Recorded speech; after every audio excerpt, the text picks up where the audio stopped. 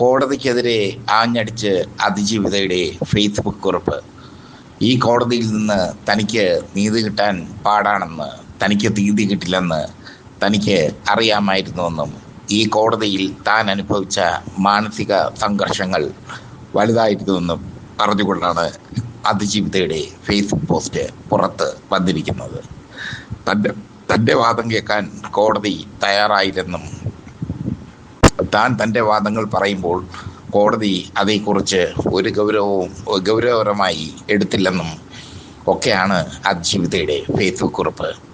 അതിജീവിതയുടെ ഫേസ്ബുക്ക് കുറിപ്പ് ഇപ്പോൾ സോഷ്യൽ മീഡിയയിൽ ആഘോഷമായി മാറിയിരിക്കുകയാണ്. അതിജീവിത പറയുന്നു, യുദ്ധം തുടരുക തന്നെ ചെയ്യും. ആ യുദ്ധം തുടർന്നുകൊണ്ടിരിക്കും, തനിക്ക് നീതി കിട്ടാൻ വേണ്ടി. മെമ്മറി കാർഡിൻ്റെ ഹാഷ് വാല്യൂ മാറിയത് സംബന്ധിച്ച് വ്യക്തമായൊരു പരാമർശം വിധിയിലില്ല എന്ന് അതിജീവിത പറയുന്നു. മാത്രമല്ല, കോടതിയിൽ പല സാക്ഷികളും കൂറുമാറുകയും പിന്നീട് കൂറുമാറിയ സാക്ഷികൾ തിരികെ വരികയും ചെയ്തതിനെപ്പറ്റി കോടതി വിധിയിൽ പറയുന്നില്ല. ബാലചന്ദ്രകുമാറിൻ്റെ വെളിപ്പെടുത്തൽ, ആ വെളിപ്പെടുത്തലിൽ അന്വേഷണ സംഘം നടത്തിയ അന്വേഷണത്തിൻ്റെ നാൾവഴികൾ, ഇതൊക്കെ കോടതി തള്ളിക്കളഞ്ഞു. ഈ കോടതിയിൽ നിന്ന് തനിക്ക് നീതി കിട്ടില്ല എന്ന് അറിയാമായിരുന്നു. അതുകൊണ്ട് തന്നെ താൻ മേൽക്കോടതിയിലേക്ക് പോകുന്നു. ഇതാണ് അതിജീവിതയുടെ ഫേസ്ബുക്ക് കുറിപ്പ്. കോടതിയിൽ നിന്ന് ഓരോ ദിവസവും വിചാരണ കോടതിയിൽ നിന്ന് നീറുന്ന മനസ്സോടുകൂടിയാണ് താൻ പുറത്തിറങ്ങിയിരുന്നതെന്ന് അവർ തൻ്റെ ഫേസ്ബുക്ക് കുറിപ്പിൽ പറയുന്നു. നടി ആക്രമിക്കപ്പെട്ട കേസ് വീണ്ടും വിവാദമായി മാറിയിരിക്കുകയാണ് അതിജീവിതയുടെ ഫേസ്ബുക്ക് കുറിപ്പിലൂടെ. അതിജീവിത കോടതിയെ വിമർശിച്ചിരിക്കുന്നു. കോടതി വിധി അംഗീകരിക്കാൻ അവർ തയ്യാറാകുന്നില്ല.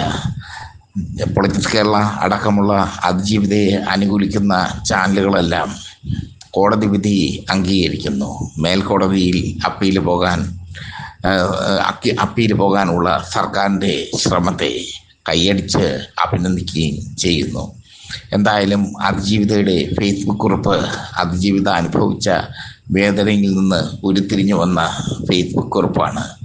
അത് ഇപ്പോൾ കോടതിയുടെ വിശ്വാസ്യതയെ ചോദ്യം ചെയ്യുന്ന തരത്തിൽ മാറിയിരിക്കുന്നു എന്നതാണ് വാസ്തവം. എന്തായാലും നടി ആക്രമിക്കപ്പെട്ട കേസ് ഇനിയും കോടതികൾ കയറിയിറങ്ങും എന്നുള്ളത് വ്യക്തമാണ്. യുദ്ധം തുടരുക തന്നെ ചെയ്യും എന്നാണ് ഫേസ്ബുക്ക് കുറിപ്പിലൂടെ അതിജീവിത വ്യക്തമാക്കുന്നത്. താൻ തൻ്റെ യുദ്ധം തുടരും. അത് എവിടെ, എങ്ങനെ, ഏത് രീതിയിൽ അവസാനിച്ചാലും. ഇതൊക്കെയാണ് അതിജീവിതയുടെ ഫേസ്ബുക്ക് കുറിപ്പ്. അതിജീവിതയുടെ അഭിഭാഷകരുടെ പോരായ്മ കൊണ്ടാണോ, പ്രോസിക്യൂഷൻ്റെ പോരായ്മ കൊണ്ടാണോ, പോലീസ് കോടതിയിൽ സമർപ്പിച്ച രേഖകളുടെ അല്ലെങ്കിൽ തെളിവുകളുടെ അപര്യാപ്തതയാണോ കേസിനെ വെറുതെ വിട്ടത് എന്നതിനെ ചൊല്ലിയുള്ള തർക്കം മറ്റൊരിടത്ത് നടക്കുന്നു. അതിജീവിതയ്ക്ക് വേണ്ടി സ്പെഷ്യൽ പ്രോസിക്യൂഷന് വേണ്ടി അല്ലെങ്കിൽ സ്പെഷ്യൽ പ്രോസിക്യൂട്ടറായി ഹാജരായത് പ്രശസ്ത അഭിഭാഷകൻ അജകുമാറാണ്. അദ്ദേഹത്തെ സഹായിക്കാൻ വേണ്ടി പ്രശസ്ത അഭിഭാഷക TB മിനിയും ഹാജരായി. ഈ രണ്ട് പ്രഗത്ഭ വക്കീലന്മാർ വാദിച്ചിട്ടും അതിജീവിതയ്ക്ക് അനുകൂലമായ ഒരു രീതിയിൽ, അല്ലെങ്കിൽ ദിലീപിനെ കുരുക്കുന്ന രീതിയിൽ, അല്ലെങ്കിൽ ദിലീപിന് ശിക്ഷ നൽകുന്ന രീതിയിൽ കോടതി പോയിട്ടില്ല എന്നുള്ളത് ശ്രദ്ധേയം.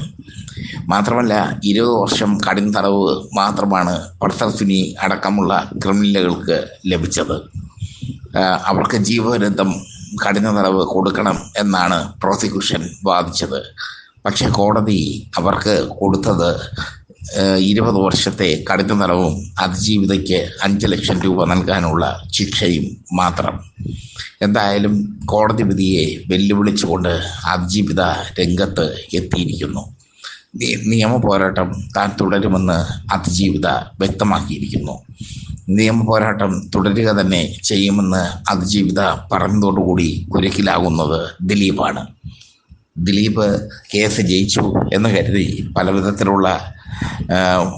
പല വിധത്തിലുള്ള പ്രസ്താവനകളും നടത്തി. കേസ് കേസിൽ താൽക്കാലികമായ ഒരു ആശ്വാസം ലഭിച്ച ദിലീപിനെ തേടി മുതിർന്ന താരങ്ങൾ, ദിലീപിന് സപ്പോർട്ടുമായി മുതിർന്ന താരങ്ങൾ രംഗത്തെത്തി. പക്ഷേ ഇതുകൊണ്ടൊന്നും താൻ ഒടുങ്ങുകയില്ല എന്നാണ് അതിജീവിതയുടെ ഫേസ്ബുക്ക് കുറിപ്പിൽ വ്യക്തമാകുന്നത് അതിജീവിത വ്യക്തമാക്കിയത്.